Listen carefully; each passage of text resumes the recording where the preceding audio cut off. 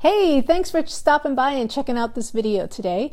If we don't have the pleasure of knowing each other yet, I am Michelle and I work as the soul translator as well as have Sensate Soul, and I'm all about helping you in elevating empathy and in shifting mindsets around the incredible skill and abilities as being a sensitive superhero in your life as well as in your work if you work as an empathic, sensitive, also spiritual entrepreneur. So in this video, we're going to be talking about this type of empath that is near and dear to my big old empathic heart, because I am one as well, and one of the most misunderstood empaths around. So this is the, let's just say, the tough as nails, independent, Shiro hero, very kind of lone wolf empath. And often we come across as being, we can be very extroverted. We can be even the center of attention. We can be the talkative one, the funny guy, the funny girl, the actor, the one who is very big personality, very bold personality.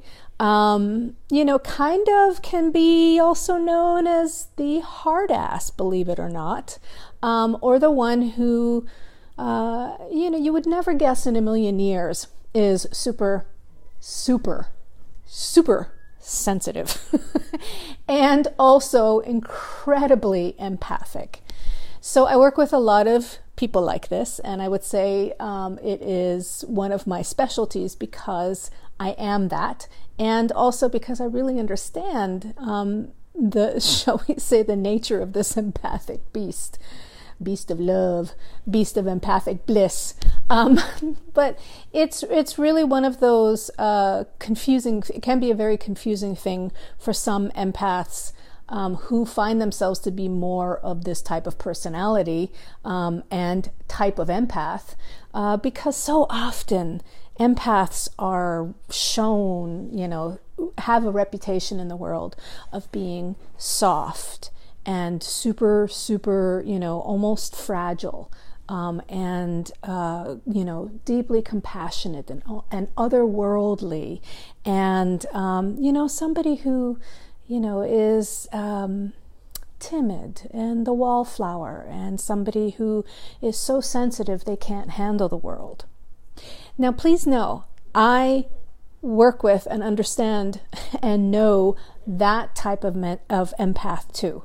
And really, when it comes down to it, it's all about empowering ourselves to be who we are born to be, which is, as an empath, sensitive, sensate, somebody who has a higher, deeper, bigger, broader, tuning fork to the resonance, the vibrations, the frequencies, the emotions, the inner world of others, of other sentient beings, as well as being an incredible receptor to the future, to innovative ideas, to visions, to innovation. I think I said that already.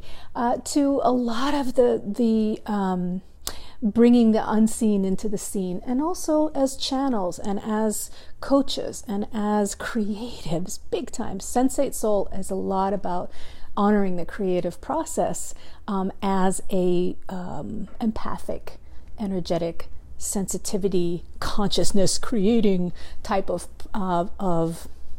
practice. So empaths come in so many different shapes and sizes. But in this video, I wanted to speak particularly to you, the empathic leader, the empathic strong personality. So often this type of empath can be misunderstood because people think that you're super strong, which you are. Can think that you are kind of always have your shit together, which often you do. can feel like, you're not the one who actually needs any sort of help or support, that it's kind of like you're in this perpetual state of emotional, you've got this kind of, place in your life. And you can also be the one that everybody tends to come to when they are needing support.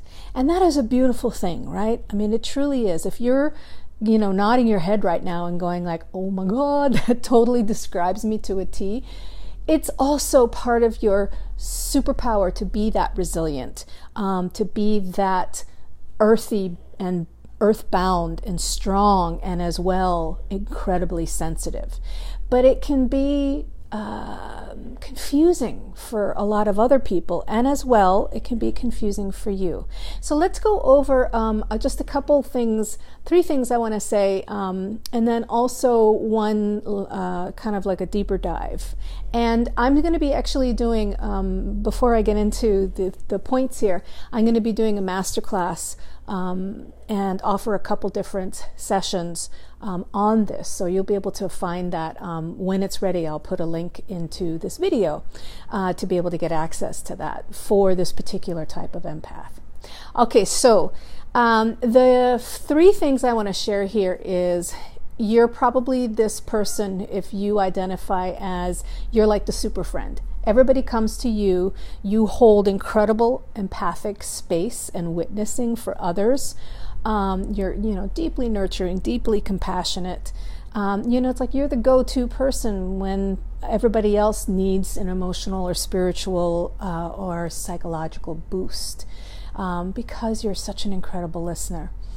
The other side of that is that, which is point number 2, you can tend to carry, and I know nothing about this, you can tend to carry a little bit of what I call the resentment ricochet. And it is this feeling like, who's going to be there for you when you need it? Because people often have this impression that you really, are well put together and very balanced, which often you are. However, sometimes it's a learned behavior. Sometimes, it's a part of your personality and a part of your strength, but some of it can also be like this fear of receiving, it's like a way that you had to become super strong, and you had to become, excuse me, my dog just barking. But, you had to become this super resilient, strong backboned empath.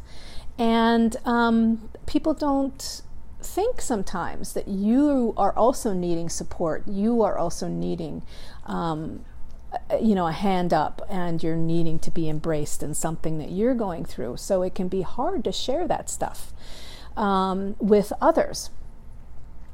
And then, because sometimes people have this assumption that you're always gonna, that you've got this, basically, then there can be this disconnect for when you really need more support.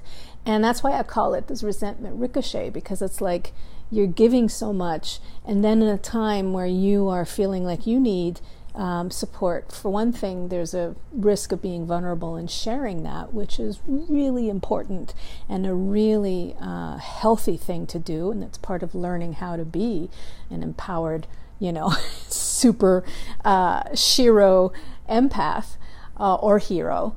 But you then can have these energies that build up inside that are like this resentment ricochet, where you feel like the things aren't coming back to you as you give them out.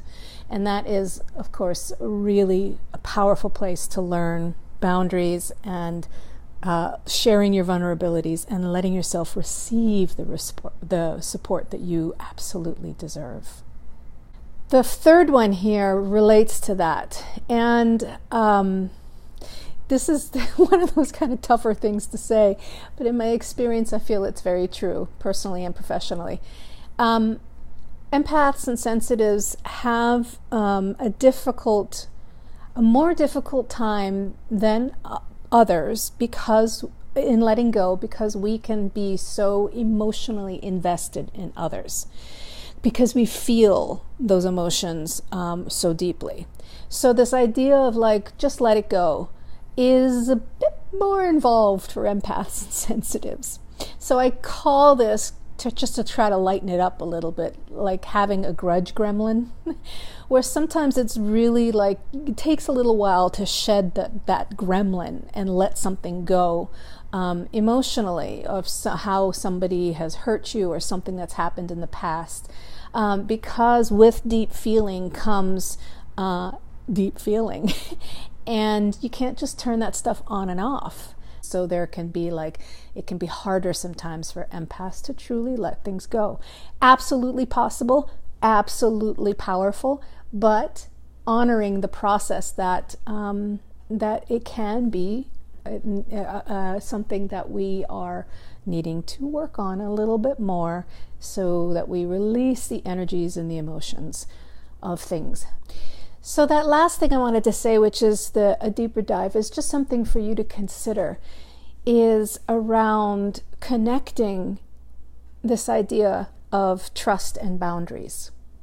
Because really strong and bolder personality empaths, I have found, and from my own experience, again, in my work and in my personal life, being an empath, that trust issues are like part of my biggest earth walk of learning around trust and around safety. So there's many different ways to practice trusting more. And I'm just bringing this up here because it's something that often many empaths, no matter what type of empath you are, have a little bit more challenge around, because sometimes we don't really like to have boundaries, because that feels like it's a rejection of somebody else or something else. And we don't want to let others down, or we don't want them to feel rejected, or we don't want to be cut off to the connections that we feel so deeply. So sometimes boundaries is kind of counterintuitive for a lot of empaths. However, and I say counterintuitive like on an energetic level. However, it's how we build trust. It's how we create safety for ourselves as well as with others.